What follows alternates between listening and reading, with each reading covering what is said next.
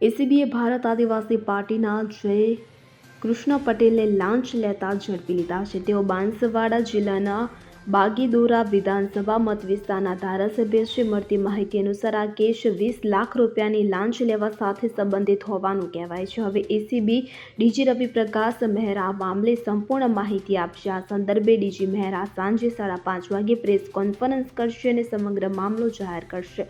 ઉલ્લેખનીય છે કે ગયા વર્ષે પેટા ચૂંટણી જીત્યા બાદ પટેલ ધારાસભ્ય બન્યા ત્યારે બાગીદોરા બેઠકના ભૂતપૂર્વ કોંગ્રેસના ધારાસભ્ય મહેન્દ્રજીત માલવિયાએ પોતાના પદ પરથી રાજીનામું આપી દીધું હતું કે જેના પછી આ બેઠક ખાલી થઈ ગઈ હતી। જ્યારે માલવિયા કોંગ્રેસ છોડીને ભાજપમાં જોડાયા અને બાંસવાડા બેઠક પરથી લોકસભાની ચૂંટણી લડ્યા હતા।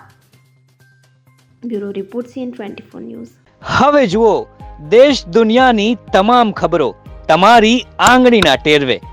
ઉઠાવો મોબાઈલ અને ગૂગલ પ્લે સ્ટોર પરથી ડાઉનલોડ કરો અમારી CN24 ન્યૂઝ મોબાઈલ એપ।